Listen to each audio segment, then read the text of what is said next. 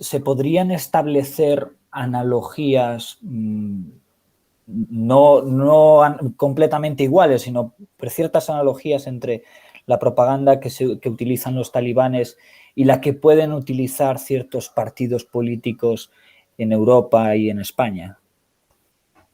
Más que analogías concretas y exactas, bueno, se pueden, digamos, ver determinadas fases, ¿no? Lo que han estado haciendo ahora los talibanes es una propaganda de crisis y esa es una propaganda de agitación, ¿no?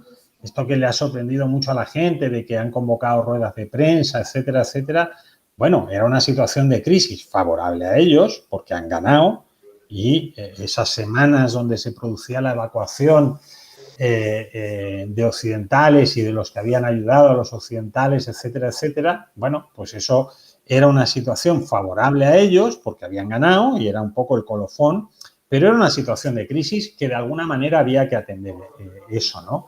Pero, insisto, los talibanes no operan como un movimiento de masas al uso, ¿no? Como partidos de masas que necesitan comunicarse con no ya solo sus militantes, sino que con sus electores continuamente, etcétera, ¿no? Pues, en Afganistán se va a constituir ese poder que según las regiones va a ser más o menos efectivo, insisto, en zonas periféricas o en zonas, por ejemplo, de mayoría tayika, de mayoría uzbeka, de mayoría hazara, etcétera, etcétera. Bueno, pues ahí los talibanes no van a tener mucho más control, ¿no? Es decir, los talibanes controlarán la representación exterior del país, si son capaces controlarán las fronteras, cosa que en algunas zonas dudo, por ejemplo, en la cornisa norte, pero ellos no están buscando convencer a la mayoría de la población, como sí suele ser el caso de los partidos políticos, ¿no?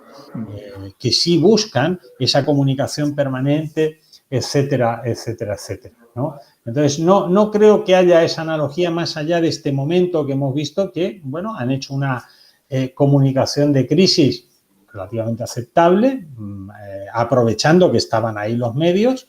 Han aprovechado eso para dar esa determinada imagen, pero a ellos lo que les interesaba era que terminara cuanto antes la evacuación, que se fueran los occidentales, que se fuera el ejército de Estados Unidos, los ejércitos de la OTAN, etcétera, y eso lo han conseguido.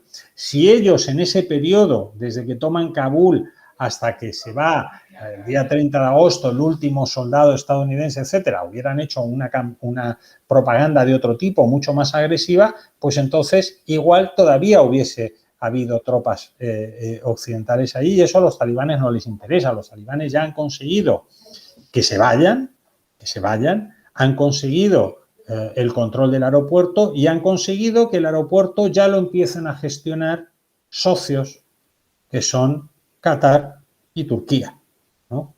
Entonces, para conseguir eso, que es un logro tangible, necesitaban hacer esos días esa especie de política de cierta tolerancia en la comunicación. Pero fuera de eso y quitando, digamos, que sí, es decir, si ellos ahora convocan una conferencia de prensa, bueno, no les cuesta nada subirla en determinadas cuentas de Twitter o de Facebook, etcétera.